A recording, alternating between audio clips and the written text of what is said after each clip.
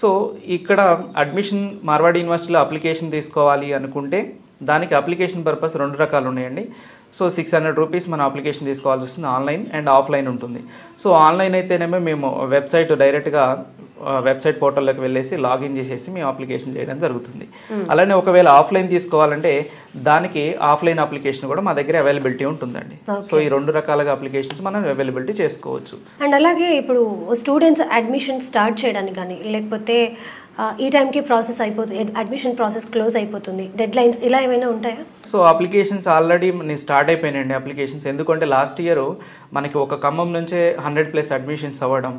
So చాలామంది పేరెంట్స్కి ఈ యూనివర్సిటీ యొక్క ఇంపార్టెన్స్, గ్లోబల్ కనెక్టివిటీ ఉన్న విషయం ఆల్రెడీ జాయిన్ అయిన పేరెంట్స్ కూడా పిల్లలకి వేరే పేరెంట్స్కి చెప్పడం, పిల్లలు కూడా ఈ విషయాన్ని స్ప్రెడ్ చేయడం వల్ల చాలామంది పేరెంట్స్ ముందుగా వచ్చి త్వరగా అడ్మిషన్ చేసుకుంటున్నారు. సో దానికోసం మనం అప్లికేషన్ స్టార్ట్ చేసేసాం.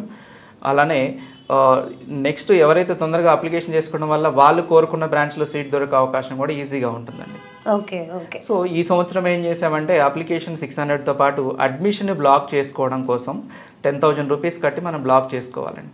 సో డెడ్ లైన్ అడిగారు మీరు. డెడ్ లైన్స్ అంటే అప్లికేషన్స్ ఎవరైతే తొందరగా చేసుకుంటారో అడ్మిషన్స్ ఫిల్ అయిపోయాను అనుకోండి, దీనంటూ పర్టికులర్ డెడ్ లైన్స్ ఏం పెట్టుకోలేదు. ఫస్ట్ ప్రయారిటీ ఎవరైతే ఫస్ట్ కమ్ ఫస్ట్ సర్వ్ లాగానే మేము ప్రాసెస్లో పెట్టేసుకున్నాం.